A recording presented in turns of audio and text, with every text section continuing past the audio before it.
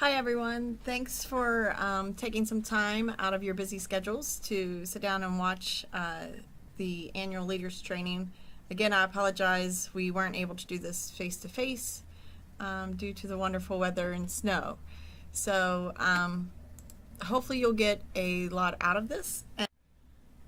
So the things we're going to be going over today is, and these are some of the things that people had voted on through a survey that they wanted covered. So we're going to go over the 4-H club requirements, club meetings, volunteer requirements, and then some of the 4-H events and opportunities our kids have on the county, state,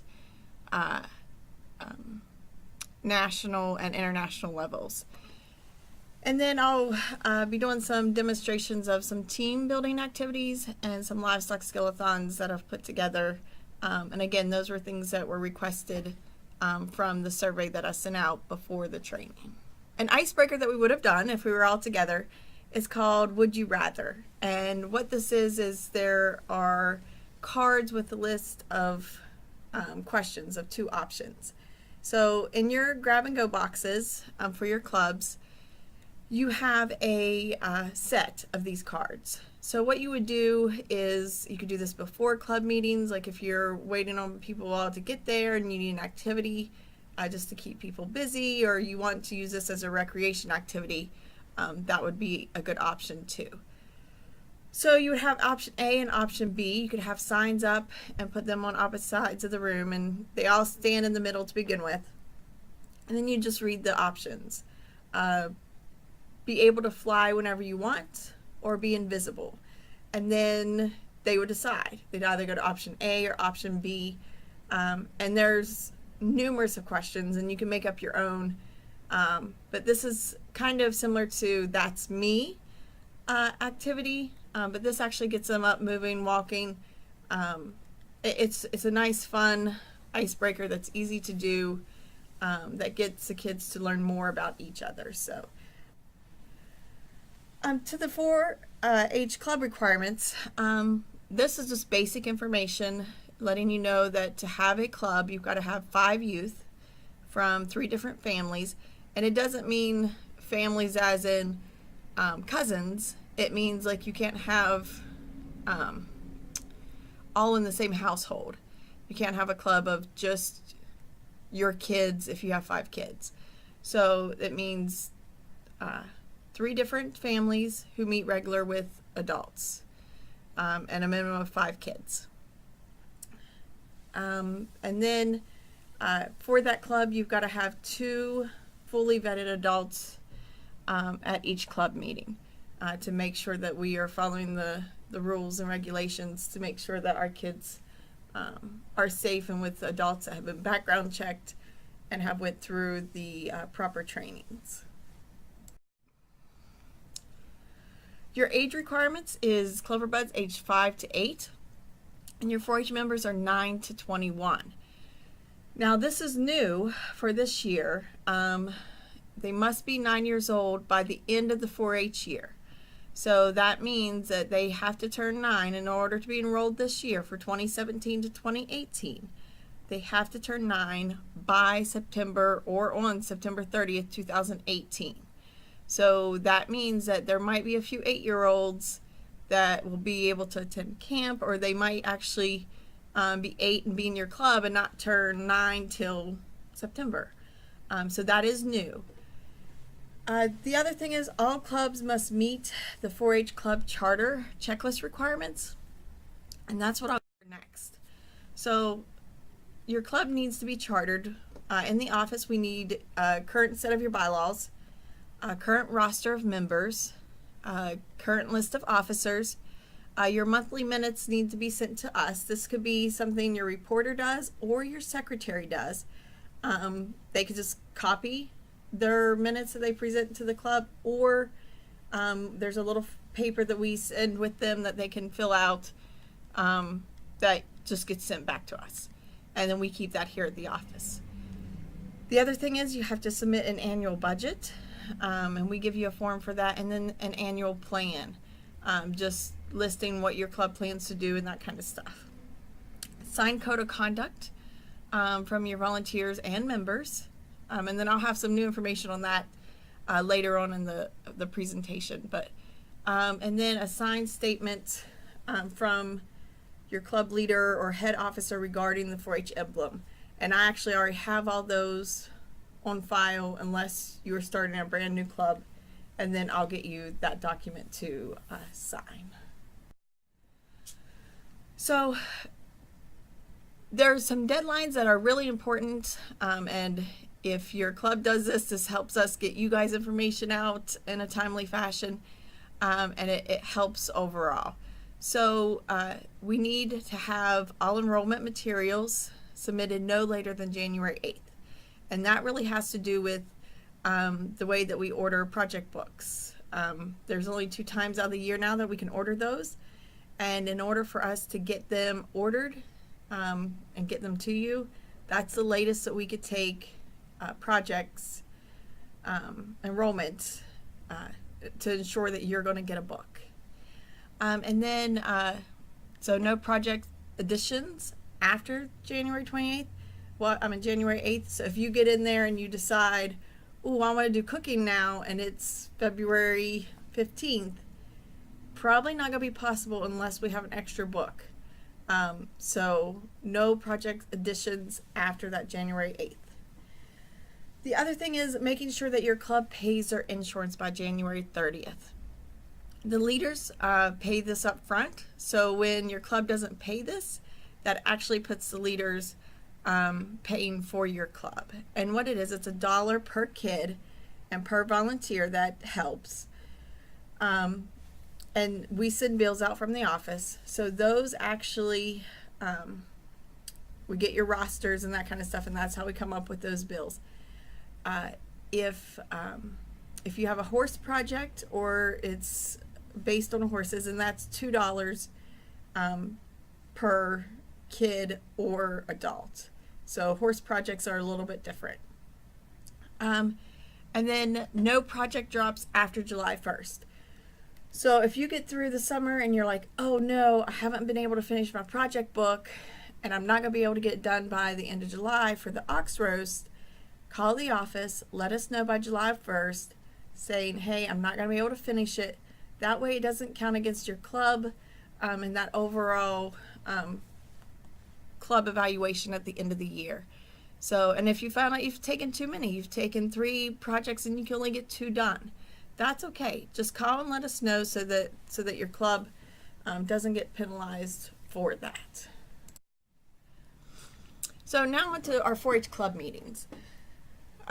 Just in general, there's 3 parts to a good 4-H club.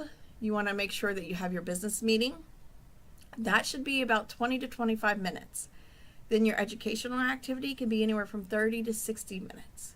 And then recreation, 15 to 30 minutes. And I'll go through each one of those and talk about the options that we have for that. So your business meeting is where most kids find that the activities, they get a little bit bored or they lose interest.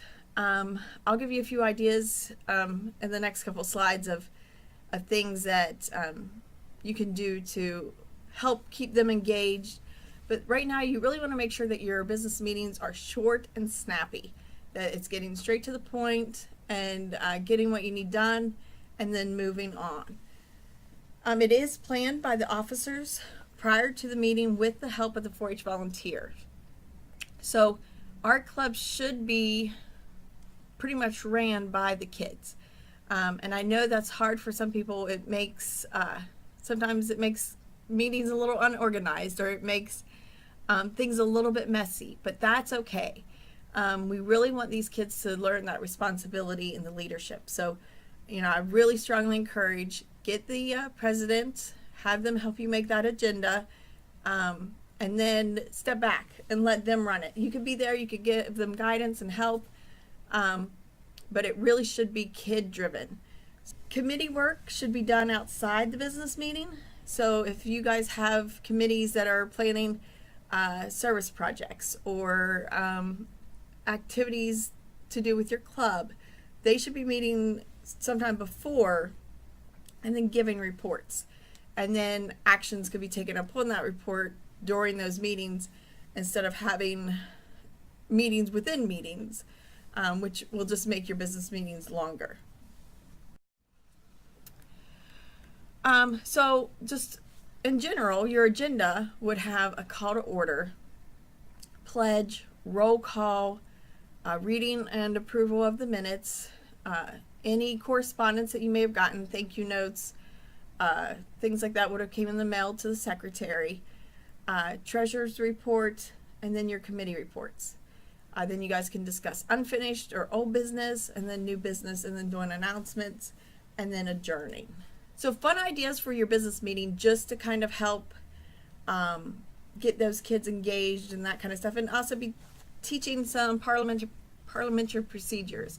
Would be their paddles with cow heads on them, and when you make a motion, you would say I move, and a lot of kids will say I make the motion too, and we want to teach them to say I move.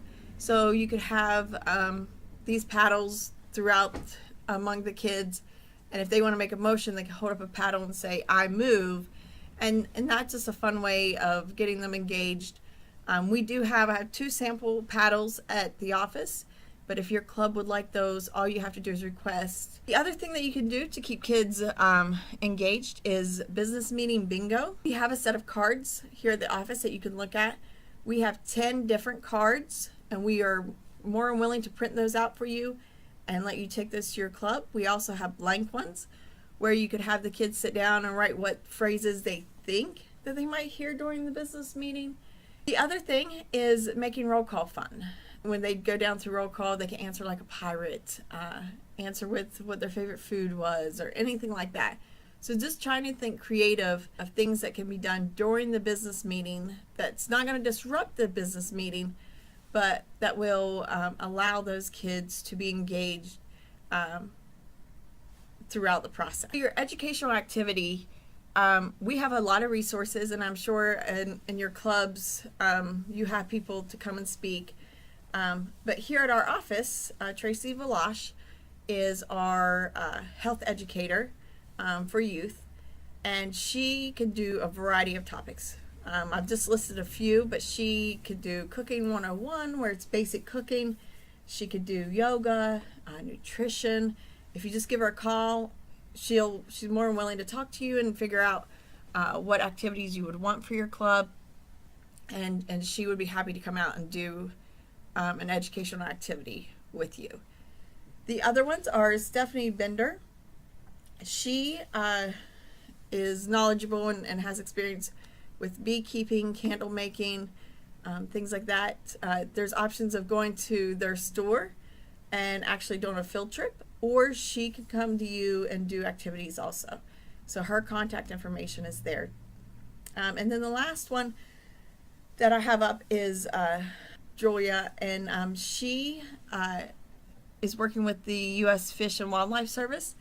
She has been to some of our clubs, but she could do snorkeling for mussels, Project Wet, Project Wet and Wild, and a variety of natural resource activities and things like that. So she is looking to get into clubs, so please give her a call if your club would be interested in that.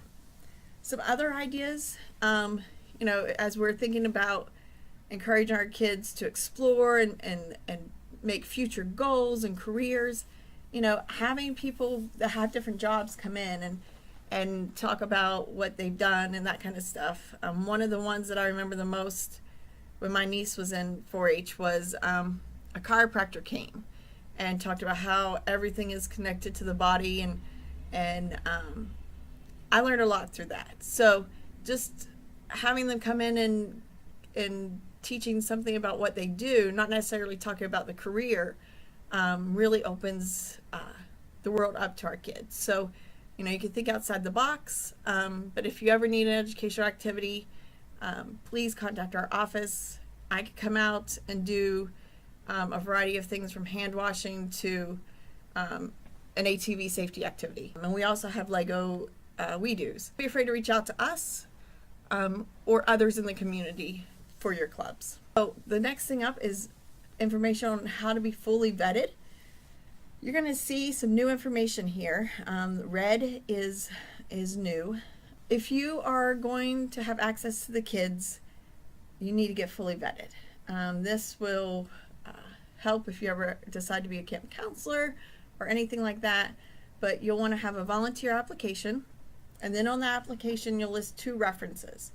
Our office will send those references out, and then you'll want to complete the Children on Campus, which is an online training.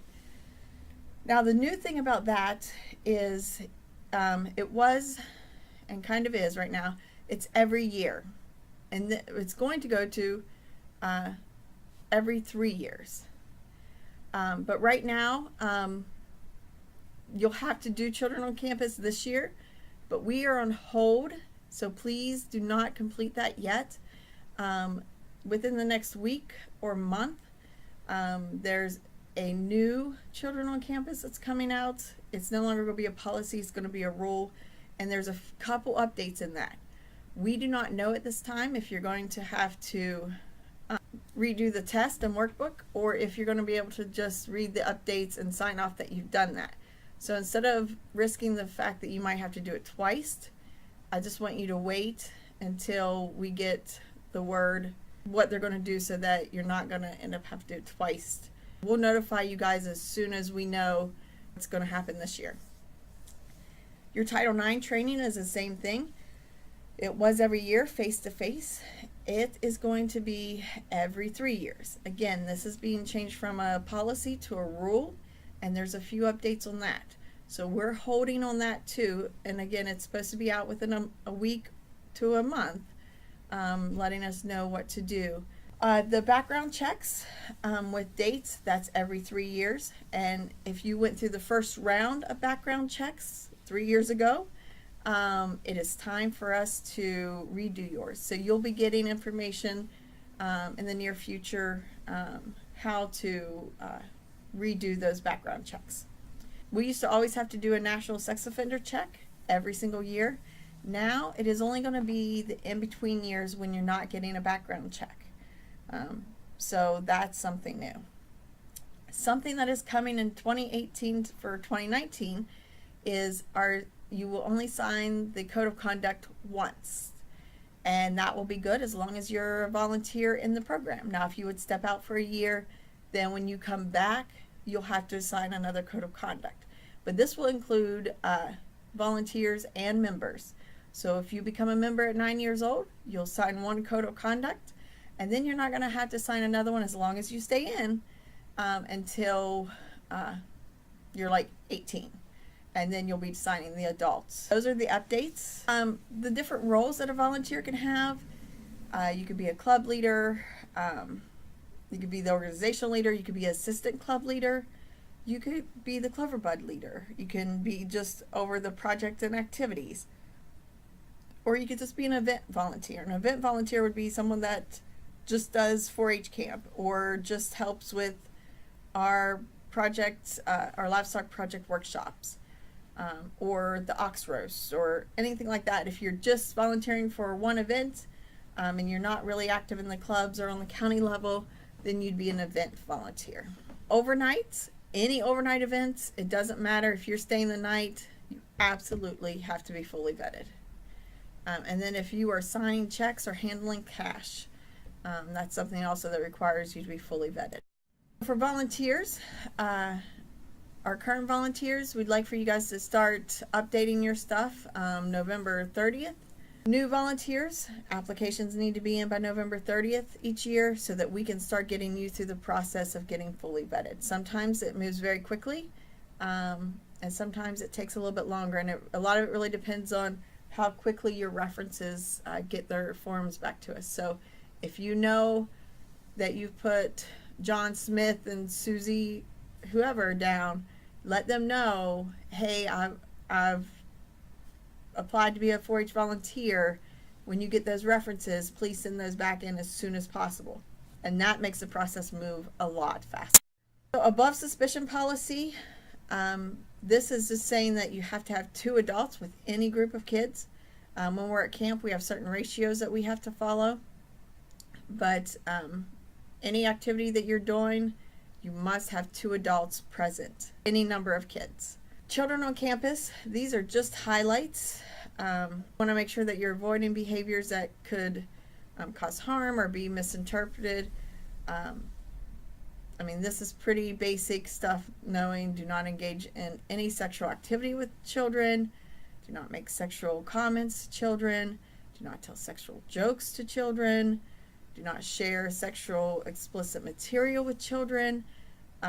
Again, this is basic common sense, but all of those things are prohibited. The other thing is with meetings, you got to make sure that you're not alone with a single child, that you do not meet with children outside the established times for program activities.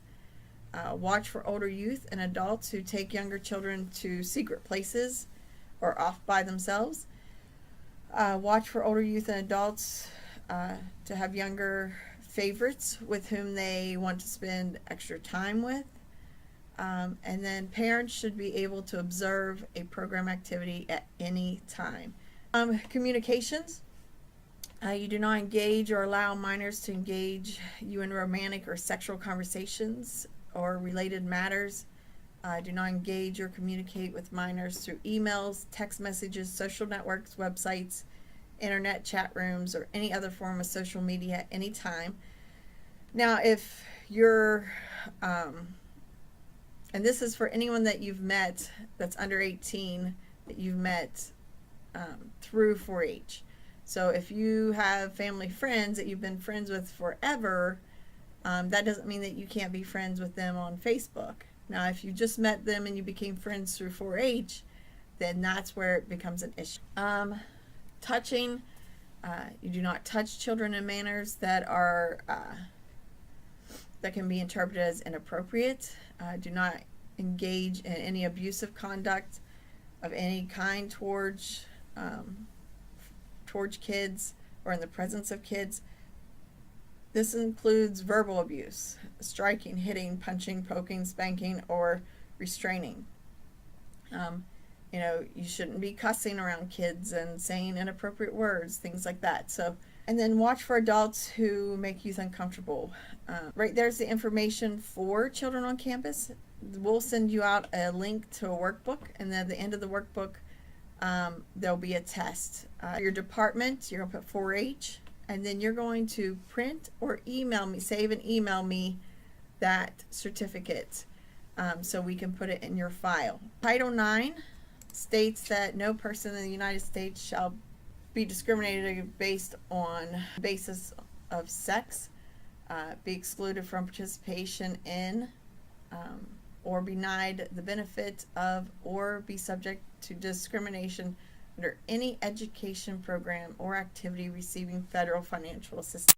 It prohibits discrimination on the basis of sex, sexual harassment, gender-based harassment.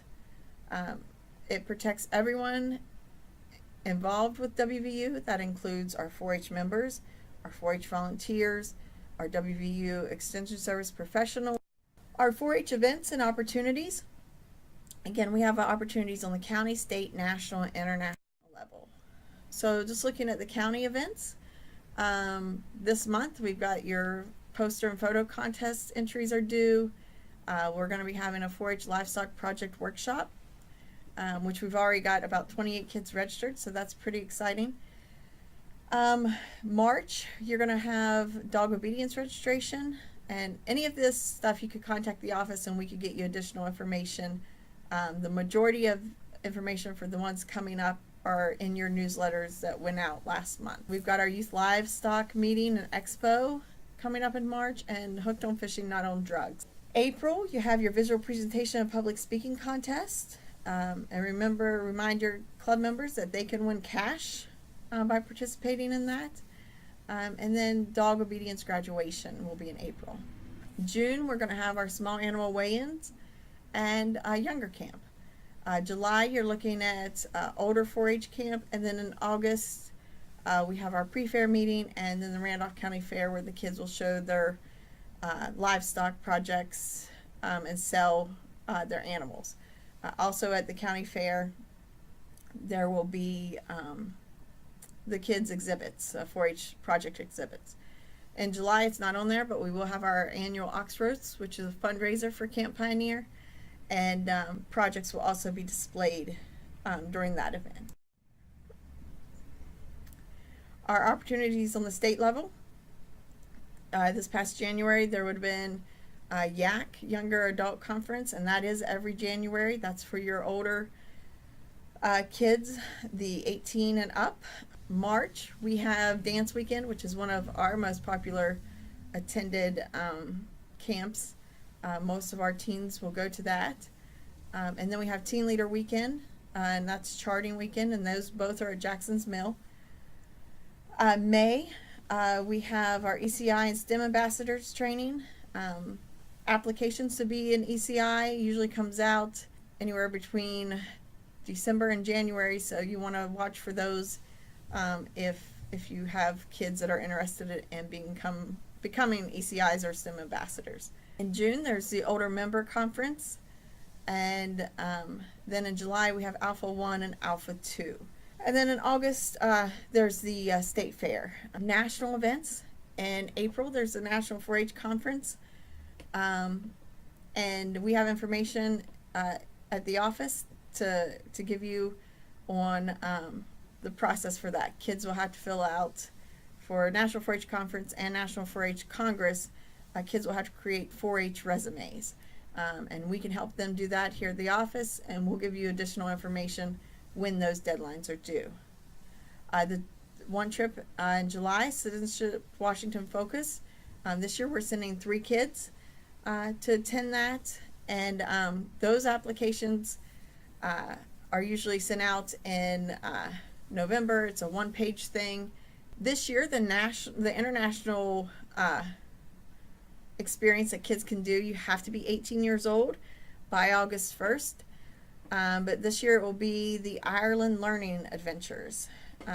So there's going to be some hands-on activities. The ones with the stars are the ones that we're actually going to try to demonstrate for you. This year for team building, I put together a Cloverbud activity. It's called Save Herman the Worm. You're going to have instructions in your grab-and-go boxes. And then for your 4-H members, we have a cup and string game, and then don't lose your marbles. So the team building activity for your club is Save Herman the Worm, and that one, each group, you divide your kids into 2 to work as pairs, even up to 3 kids to a group. You'll want to make sure each kid gets a gummy worm if they're going to eat them at the end. Each kid gets a lifesaver so that they can each have their own. But for the activity, they're going to get 1 gummy worm, 1 gummy lifesaver, and then 1 plastic or paper cup, 4 paper clips, and then a scenario describing what happened to Herman the Worm, that he is stranded on top of a boat and he needs help getting a life preserver so he could get to the shore. So there's a scenario with that, and the activity has an option where you can sing Herman the Worm with your club members. So if you need a 4-H songbook, we have those in the office. So again, here's your instructions. There's a whole sheet with instructions and more details on the activity that will be in your grab-and-go boxes. The team building activity for cup and string, for that you could split your kids, and this Cloverbuds and members can do this. You would split your kids up into groups of 4 or 5. You're going to have 6 paper or plastic cups per group, 1 rubber band, and then 1 2-foot-long string per member that will be tied to the rubber band, and then they'll go through the activities. There's 4 challenges for them. They'll all start off the same, and then after they complete 1 challenge, then they'd go to the second one, third one, and 4th one. All right, so this activity that we're going to be doing is called the cup and string game, and it's another team building game that the kids are going to have to work together to figure out. So in your booklets, your training manuals, there's the hands-on activities. So this one has 4 challenges. We're only going to do the first challenge for you just to show you how it works. So we're going to be taking the stack of cups and putting them out straight. This activity, again, you can split your kids up into groups of 4 or 5, and then each kid is going to need a string, and that string needs to be tied to the rubber band. So in your boxes, grab and go boxes, you're going to have the rubber band, you're going to have the string, and you're going to have cups that are a little bit smaller. Make it a little more challenging for the kids. We don't want the challenge. So the goal of it is to just pull the rubber band and grab a hold of cup, and then we have to lay it in a straight line. So as they're doing this, when they get this challenge done, they'll move on to challenge 2, and then challenge 3 and 4. And you see, it's not that easy just to get them in a straight line.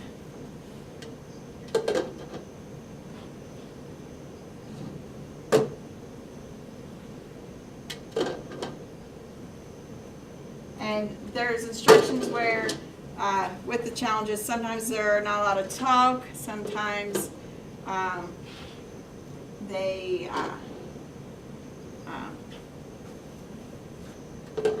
can use 2 hands, they can use 1 hand. So it really tells them. So we would just move, I think we just need to move that one back a little. We could probably scoot it this way. There we go. All right, so we're done. So that's how you do the activity. And like I said, they would just move on to the second challenge, third challenge. And all the instructions and directions are in this for you to do with your club. So the other activity is don't lose your marbles. In this activity, again, you're going to break your groups up into 5 to 6 per group. You're going to have 5 marbles. And a lot of the activities will call for, this type of activity will call for PVC pipe cut in half. The cheapest way to go is paper towel rolls. So what you do, you just cut your paper towel rolls in half down each side to make a half of a tube. And you can see in the picture. And then they put the marble on, and this is another activity that we will try to put a video up to show you. But the goal is to get the 5 marbles from one location to the cup. And if you want to make it challenging, you can put up obstacles, you can make them walk around tables or chairs, but they can have variety sizes of paper towel rolls. You can use toilet paper rolls, wrapping paper rolls, but they have to work as a team to not let the marble hit the floor, and the marble cannot stop during this process. So they've got to keep the marble moving. So in the picture you see the little boy and the 2 girls and the woman. Like if there's no one next to the little boy, the woman would run down and put her paper towel roll there and try to catch the marble, and they would keep moving that way until they got to the cup. So you can do a variety of things with that. You can have your club members compete, or you can have them compete against themselves, where they actually take, when they do it the first time, see how fast, and then have them try it again to see if they can beat their first time. We're not going to be doing a long distance, but what the kids would do, they'd actually go in behind or in front of each other to line up to keep going. So what you would want to do, you would start at one end of the room and have them go to the other end of the room. If you have a small space, you can make it challenging. They could go in and out of tables or different things like that. So first off, we'll start with our marble. And the key is, once it starts rolling, it doesn't stop. And then our goal is to get it into the cup. So we'll try again. Again, this is easier with longer ones, and it's also easier with more people. So, and normally the cup would be sitting somewhere and we'd have to walk to it. But just for this purpose, this is the way we're doing it. So we're cheating a little. So there we go. Packets. There's discussion questions at the end that's going to help the kids process what they've learned and how they've done this and why, those things. So that is Don't Lose Your Marbles. So our livestock activities for this year, I did one for clover buds, pollinate like a bee. Then the other activity is Aren't you glad you know how to inject? And this one is for members only. Clover Buds should not do this activity. And I would also recommend it's your older members doing this activity, or when you split them up in twos, you make sure that you have an older kid with anyone that's younger, or put an adult with a younger kid. And I'll go through each of these activities. The pollinate like a bee. This activity, those that have clover buds, we try to do the printouts that you see of the bees and cut those out. Those are in your grab and go boxes. A cheap way, if you don't want to buy juice boxes, we put straws and cups into your grab and go boxes, and flower cutouts to where you can put water in a cup and put a straw in it, and that could be the nectar instead of buying juice boxes. And then you'll just want a bag of Cheetos, and what you're going to do, you'll give two kids, or you give each kid 2 Cheetos, a cup with water or a juice box. They get the flour, and then they get a bee. And you want to have access to a hand washing area, or have some type of wipes for when the activity ends.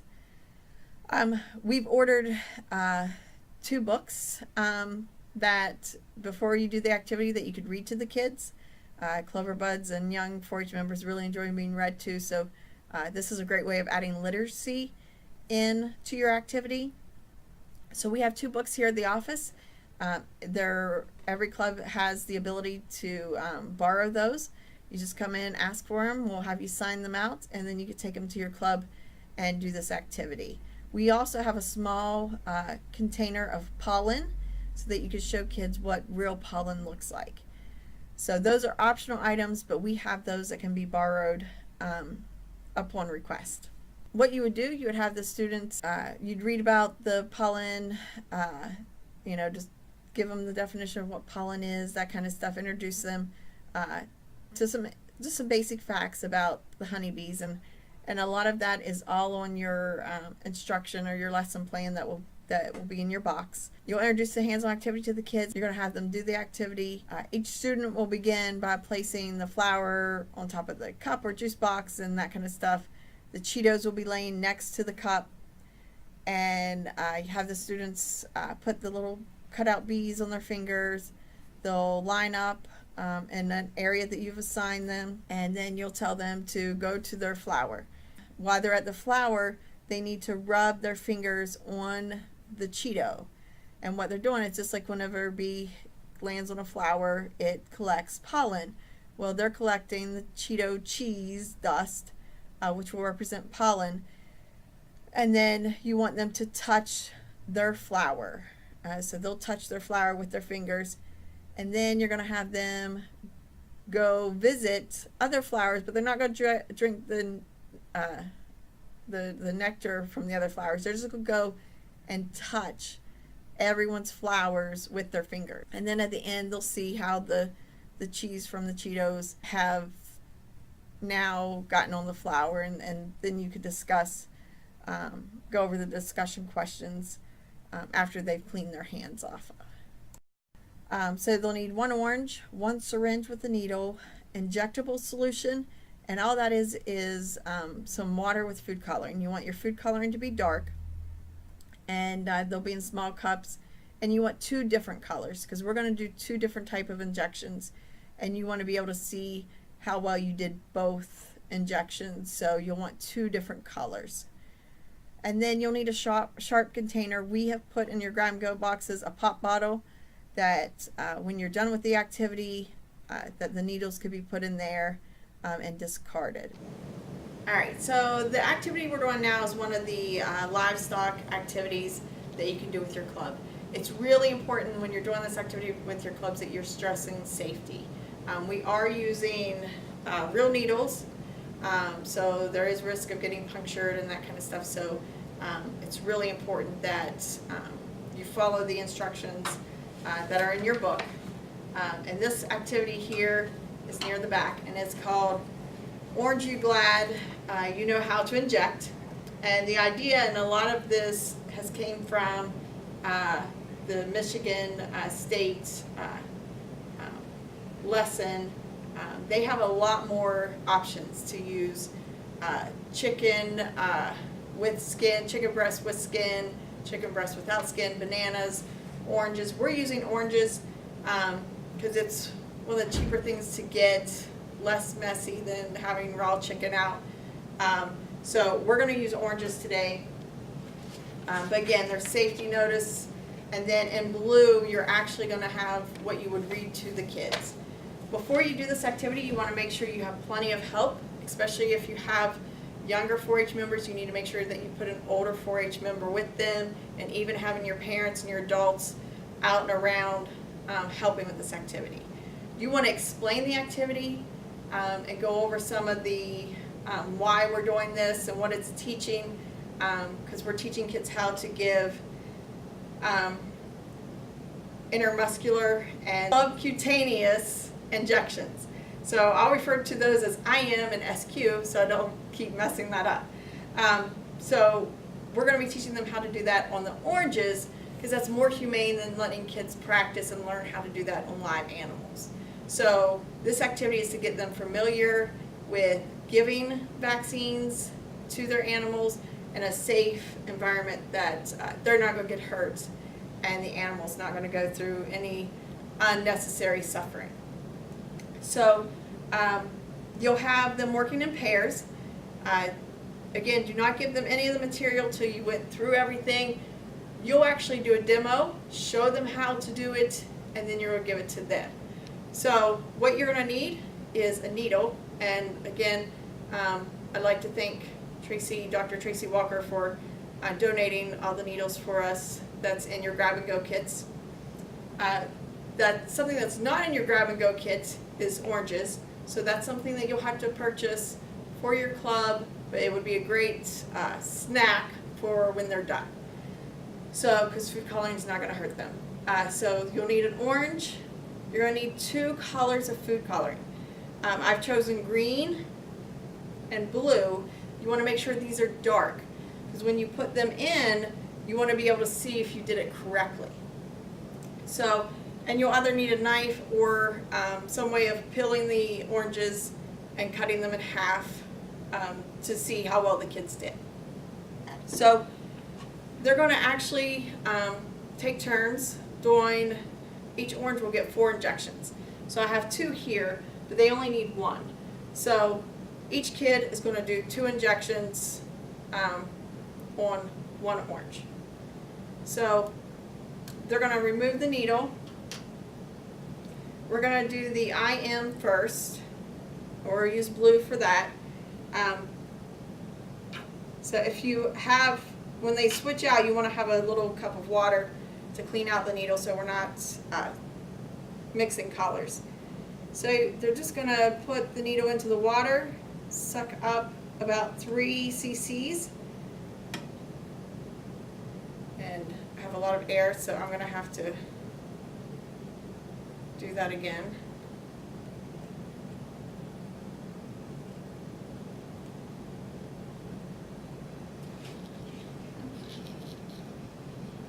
Alright, so they'll want to look and make sure that they have the right amount. And I am not quite at 3 cc's yet.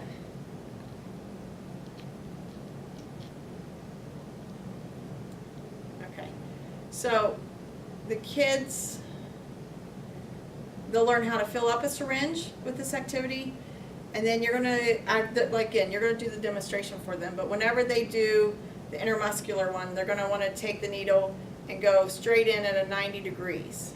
Now once they're in, you want to tell them that they have to pull back the syringe some to see if there's any blood that comes in here. And that's for a live animal. If their blood comes out, when they do it, they need to pull the needle out and redo that, because then that means they've hit a vein or something, so they'll have to pull it out. So you're going to leave a little bit out, and then you're just going to gently squeeze it in. And the goal and hope for this, if I've done it correctly, this will go into kind of like the meat or the fruit of the orange. So there's the blue, and it's going to come out a little bit. It's going to drizzle. So that's your intermuscular one. I'll wrench out the needle.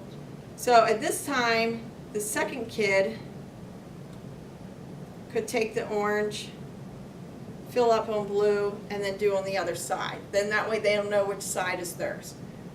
So your SQ, we're going to use green, and it is just supposed to go right underneath the skin. Again, they're going to do the same procedure of filling up their needle, making sure that the air is out.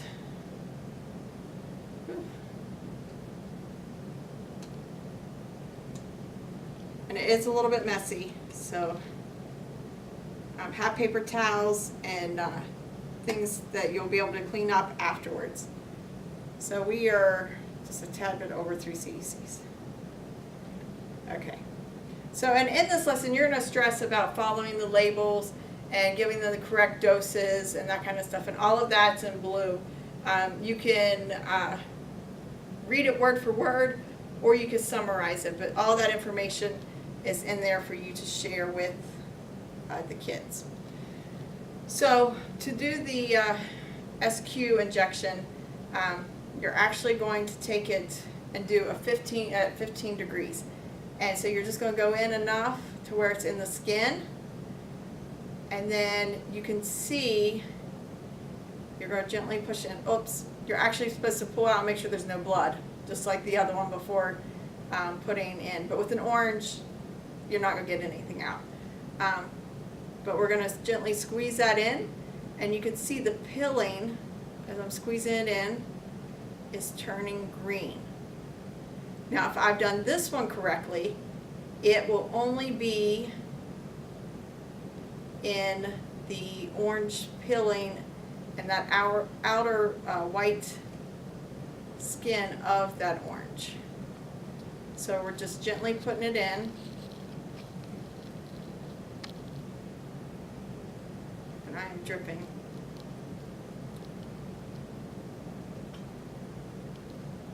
Alright. So it's in, and it's going to drizzle out some too. So they'll do this activity again. Each kid will get to do both types of injections. And then you'll want to peel or cut to see how well you did. So if I did this correctly, this one will only be in this part of the orange, and the SQ will only be in this part of the orange. So we'll cut it open and see how well I did.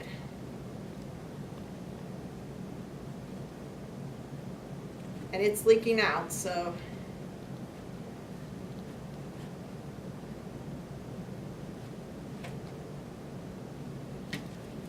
alright. So it looks like the SQ I did correctly. There's only green right here, but the okay. So for this one, you can see with the intermuscular one, I went too deep because my blue is here. The ideal is that it's right there in the meat of the orange, and then now the SQ I did correctly because it's just in that that white part of the orange, the skin right there. So that one was correct. Like I said, the intermuscular, I did go a little too deep on that. So at this time, the kids could cut their oranges and eat them and that kind of stuff. And with all the activities, there are discussion questions that you're going to want to go over with the kids and talk to them about you know, what they've learned and that kind of stuff. And again, this is all in your handout. There's pictures in the back, and we can do laminated ones for you, telling them where the animals get vaccinated and where to avoid, especially with your market animals, and things like that. So all of that is in your handout that's in your grab and go boxes. So again, if you have any questions or comments, ideas, you can put that down in the comment section or shoot me an email, anything like that. So thank you guys very much. So the last part is if any of your clubs do any of these activities, please report back. what activities you did and how many kids participated. And then if you've done any of these activities last year that we went over last year's training, the ear notching for the swine, or the making the lander, the spaceship lander, and those type of things. If you've done any of those, please let me know. A real quick commercial. I'm always looking for camp counselors.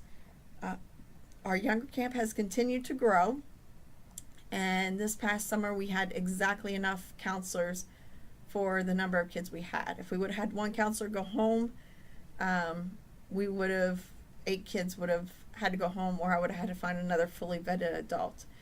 So I'm really strongly encouraging, if you want to help during the summer, please let us know so we can make sure you get fully vetted. And there's additional training for our camp counselors. So please let us know. We especially need men in the boys' dorm, and we can always use a few extra women. But you know, if you know any of your 4-H parents that would be really good at that, go ahead and reach out to them. And like I said, we especially need men. And then we can always use additional help at older. It looks like we should have about 24 kids from younger last year that's moving up to older. So our older is about ready to take a big growing step too. So making sure we just have enough adults covering the amount of kids that we have. So thank you guys very much. There will be a link for you to fill out a evaluation. On that evaluation, please put your name. It will have a section for your name. I normally don't do that for evaluations because I want your honest opinion. But by having your name, that allows me to mark down in your leaders file that you have participated in this training and that you've received the information. So thank you guys very much. Again, if you have any questions, you could put that in the comments, or if you have any ideas of how to make the business meetings more fun, or topics that you would want trainings on in the future, or any advice that you have for other club organizational leaders or volunteers, put that down in the comment, or again, shoot me an email, call me, or stop in our office. My door is always open to you. So thank you guys very much, and have a wonderful day.